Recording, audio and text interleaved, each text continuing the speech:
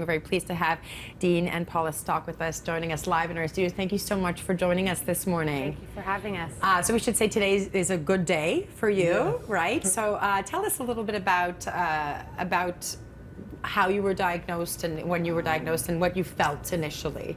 EMG. So basically, I started to slur my words because from there it got really Progressively tough. worse. Yeah. And we just kept saying this isn't normal for someone at 37.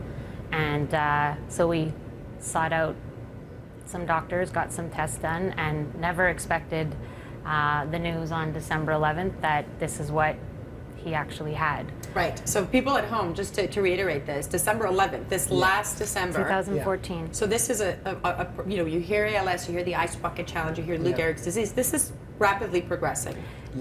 Yes, and for Dean, thankfully, he was diagnosed for now with bulbar ALS, which means it's all here, as he likes to say. It's in his voice, and he's not having any other issues physically, which is a huge blessing.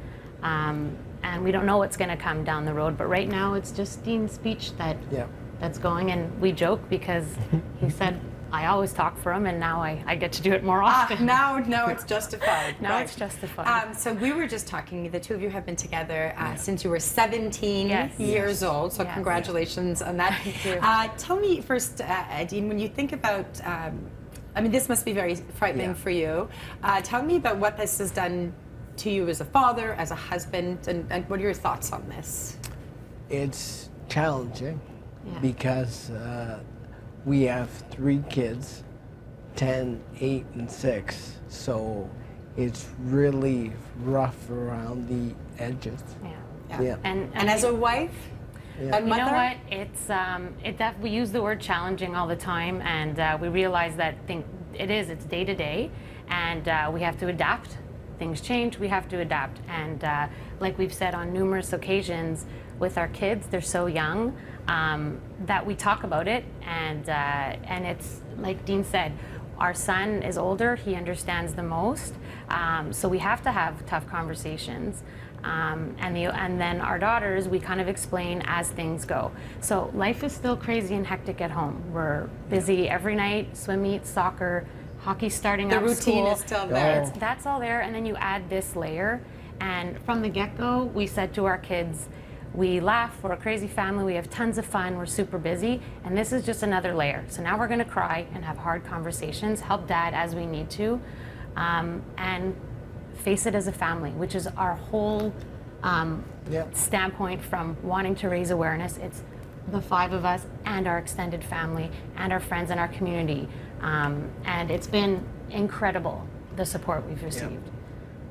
Are you scared? Are you scared more for yourself, for your family, for your kids? No, for my kids, and my wife. Because no one ever expects this to happen. No, and you can't prepare for this. And a lot of people say to us a lot, like, how do you guys do it? And we kind of chuckle because we're like, we think anyone else would in our situation. Like, what choice do we really have? We have to keep things going at home. We have to remain positive, and we truly have to live every day like it is our last. And it sounds cliche, but it's really not. I mean, everyone asks us too, do you still get angry at each other? And we're Do like, you? yes. Do you still fight? We still He fight. laughs, yes. Yeah, of course we do. But I mean, you just don't worry about little things. Stuff. You don't sweat the small stuff anymore. You get annoyed, you get over it. Same with the kids. He still will give them heck when it's needed. But life is as is at home, and we're adding this diagnosis to it. So I guess, is that the message to people out there watching this and struggling with this? What is it? Is it live life to the fullest? I mean, is that where you are right now? Basically, live each day. Right. Yeah. Well, I think you're a fabulous, brave couple to take this diagnosis and to not take it lying down. You're really raising awareness out there. And speaking of awareness, coming up, we're going to be talking to some doctors, some neurologists, and also the ALS, of course, Foundation that put together the Ice Bucket Challenge because you guys want to keep that going. We absolutely do. You know, it's not just about dumping the bucket on your head. It's about raising awareness and raising funds. Absolutely. Exactly. Thank you so much for joining us and sharing the story. And again, really inspirational stuff. Thank you. Thank you. Thank you.